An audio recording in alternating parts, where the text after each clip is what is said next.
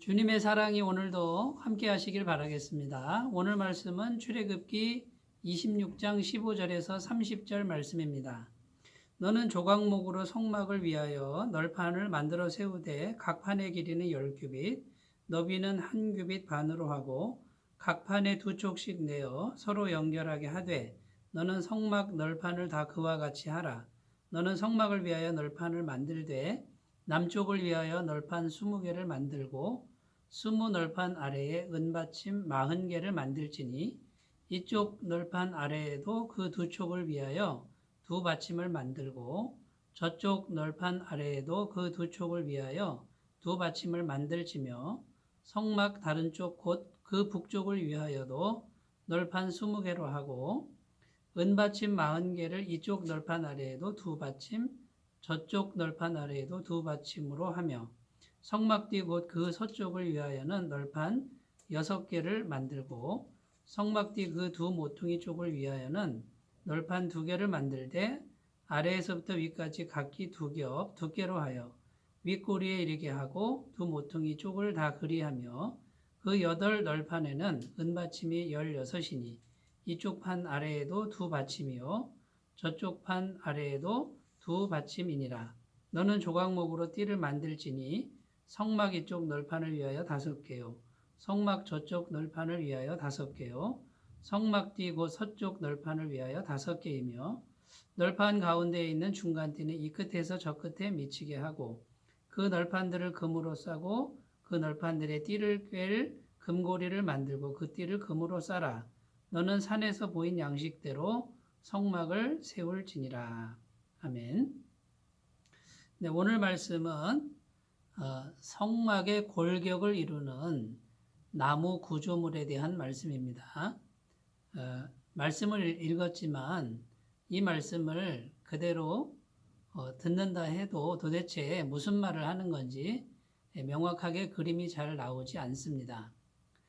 쉽게 얘기하면 직사각형 모양의 나무로 된 구조물인데 길이가 어느 정도 되냐면 길이가 15m 정도 되는 그런 크기의 구조물이라고 생각하시면 됩니다. 북쪽하고 남쪽이 긴데 약 15m 정도가 되는 직사각형의 나무 구조물인데 15m 되는 나무가 하나로 될 수는 없죠. 그래서 한 나무마다 그 넓이가 1규빗 반이라고 합니다. 1규빗을 보통 45cm 정도로 봅니다. 그러면 1규빗 반이면은 약 70cm가 조금 안 되는 것이죠. 한 65cm 정도 되는 나무 판넬입니다. 그 나무 판넬을 긴 쪽 15m 쪽에 20장을 연결하는 것이죠. 남쪽에도 연결을 하고요. 그 높이는 10규빗이라고 합니다. 그러니까 4m 50cm가 되는 거죠. 굉장히 높은 그런 나무 구조물을 직사각형으로 연결해서 만든 그런 구조물이라고 할 수 있는데 이 구조물이 성소와 지성소 이 건물을 둘러싸고 있는 겁니다. 성소와 지성소를 만드는 나무 구조물이라고 보시면 되고요. 이 성소와 지성소는 제사장들만 들어가는 곳입니다. 일반 사람들은 여기에 못 들어가고 성소와 지성소 바깥에 보면 번제단이 있는데 대개는 번제단까지 와서 짐승의 피를 흘려서 드리는 제사 할 때까지만 일반 백성들은 들어오고 거기서 제사장들이 그 피를 가져다가 성소에 들어가죠. 성소는 일반 제사장들이 그냥 들어갈 수 있고요. 지성소는 대제사장만 1년에 한 번 대속죄일 7월 10일이죠. 그날만 들어가서 온 백성의 죄를 하나님 앞에 사해 주십시오 하는 그런 날이 대속죄일인데 그날만 들어가게 되어 있습니다. 그래서 오늘 말씀은 성소와 지성소를 이루는 그 건물을 말하는 것이고 나무 구조물로 되어 있다라는 것입니다. 어, 정확히 어떻게 생긴 건지는 그림을 보셔야 되는데 일단 말씀을 읽고 우리가 대체적으로 머릿속에 상상을 하시고요. 여기서 가장 중요한 것이 뭐냐면 수십 개의 널판이 서로가 견고하게 연결된다라고 하는 것이 가장 중요한 핵심이라고 할 수 있습니다. 그래서 이 나무 판넬이 직사각형으로 서 있는데 굉장히 견고하도록 연결을 합니다. 서로 띠를 이제 꿰입니다. 띠라고 하는 것도 나무인데 고리를 만들어서 그 나무 고리에 이제 띠를 껴서 그 널판이 흩어지지 않고 넘어지지 않도록 견고하게 만드는 것이죠. 그리고 땅에 세울 때 그 널판 밑에다가 촉을 48개 이렇게 만들어 가지고 땅에 견고하게 지탱할 수 있도록 그렇게 세우는 골격 구조물이라고 할 수 있습니다.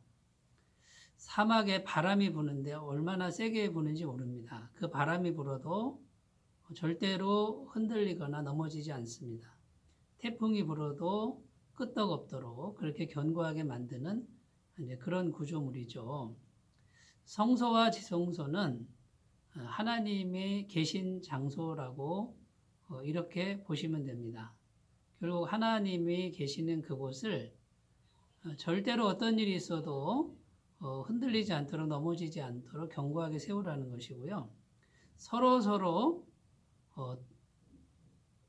연결하는 것이죠. 각각을 연결하는 이것은 뭘 의미하냐면 교회 안에 성도님들 간에 견고한 연합과 하나됨을 이루라고 하는 하나님의 말씀이 담겨 있는 것입니다. 자, 그러면 교회 안에서 우리가 어떻게 하면 성도 간의 견고한 연합을 이룰 수 있겠습니까? 첫 번째는 바른 신앙 고백이 있어야 된다는 것이죠. 이 신앙 고백에 관한 말씀은 마태복음 16장에 보면 예수님께서 제자들에게 물었습니다. 너희는 나를 누구라 하느냐? 이렇게 질문했을 때 베드로가 주는 그리스도시요 살아계신 하나님의 아들이십니다. 라고 이렇게 신앙 고백을 했을 때 우리 주님께서 내가 이 반석 위에 내 교회를 세우리니 음부의 권세가 넘보지 못할 것이다. 이렇게 말씀하셨습니다. 이때에 이 반석은 예수님을 구주로 믿는 그런 바른 신앙 고백이 되는 것이죠. 우리 성도들 간에 견고하게 연합할 수 있는 것은 우리가 다 같이 예수님을 구주로 믿는 사람들이라는 것입니다. 이것이 분명할 때 우리는 견고한 연합을 이룰 수 있습니다. 두 번째는 성경 말씀입니다. 말씀 위에 세워야 반석 위에 지은 집이라고 마태복음 7장에 기록되어 있고요. 성도들이 각자의 생각대로가 아니라 어느 한 사람의 생각이 아니라 하나님의 말씀, 다 같이 하나님의 말씀, 그 말씀을 찾고 그 말씀 위에 교회를 세워간다 그러면 정말 견고한 연합을 이룰 수 있는 교회가 될 줄로 믿습니다. 구약 성경에 보면 사사기 때 가장 힘든 시기고 암흑기였죠. 이때의 성경 말씀은 이렇게 증언합니다. 자기 소견에 옳은 대로 각자의 소견에 옳은 대로 행하던 시대라고 이렇게 평가합니다. 그때에는 이스라엘 나라가 절대로 하나가 될 수 없었고 서로 싸우고 또 서로 따로따로 이렇게 각자가 행하는 모래알 같은 그런 시대라고 할 수 있죠.